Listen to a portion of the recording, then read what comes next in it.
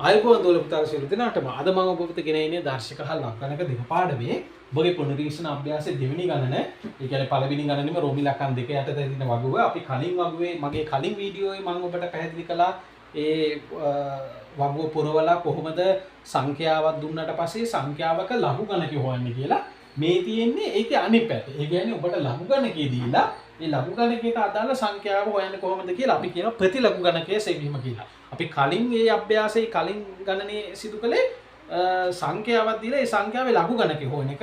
මේක කරන්නේ ඒකේ අනිත් පැත්ත ප්‍රතිවිරුද්ධ පැත්ත ලඝු ගණකේ දීලා සංඛ්‍යාව හොයන එක.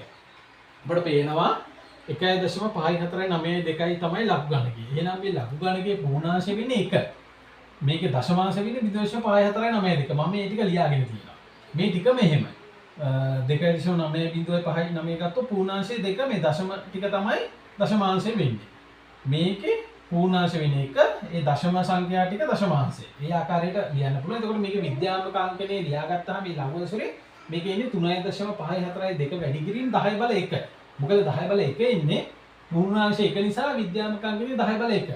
මේ ඊළඟ ගණන බැලුවොත් ඒක විද්‍යාත්මක අංකනේ 10 බල 2. මෙතන පූර්ණාංශය 2 නිසා.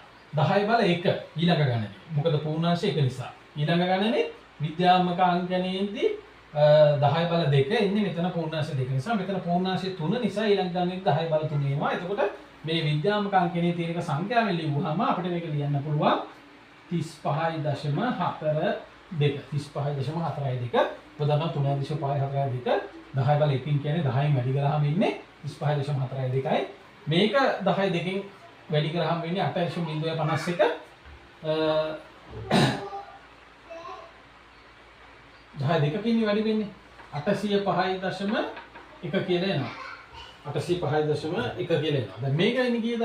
25.33. 25.33 10 බල 1 ඉන්නේ වැඩි වෙන්නේ.